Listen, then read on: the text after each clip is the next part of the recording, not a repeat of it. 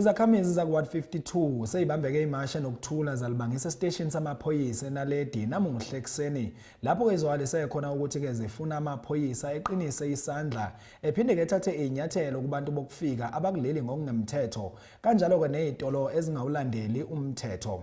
Le mashi ke ingxenye yokukhathazeka kuya ngokukhula emphakathini mayelana ke nezokuphepha ukusebenza kwengalo yomthetho kanye ke nokubhekwa kokusebenza kwamabhizinisi endawo. Ikhansela kuWard 52 Thapelo Hadebe uthi umphakathi uzoqhubeka nokusebenzisana neminyango kahulumeni efanele ukuthuthukisa ezokuphepha komphakathi ukulethwa kwezidingo zomphakathi kanye ke nokwakha amathuba amabhizinisi asendaweni. Abahlali bakuWard 52 babambe umngcelele basingisa kwisikhululo samapolisa saseNaledi ukugqithisa ngoxwebhu lwemvisiswano ngogqithiso lwenkonzo kuquka nentshukumo eqhubekayo malunga nabantu bangaphandle abangenampepha mvume. We're in support of reclaiming back our local economy and making sure that the local police station, which is Naledi, yes, assist in fighting against illegal immigrants. So we decided to march today to the local police station, which is in Naledi, in order for us to present a memorandum of understanding between ourselves and also the police station. We have agreed that we will have a multi-phase approach. We've written to other departments like immigration, health and environment, JMPD and others.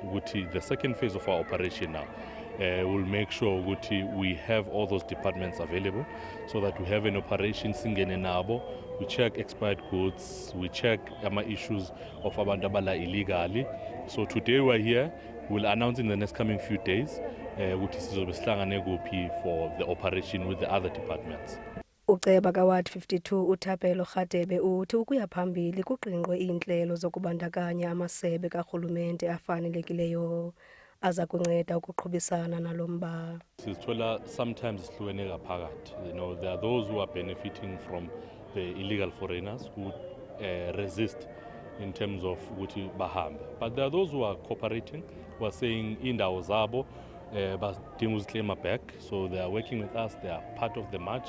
They are saying we need to assist them so that bazokwazi ukuthi reclaim indawo yabo and participate in the local economy.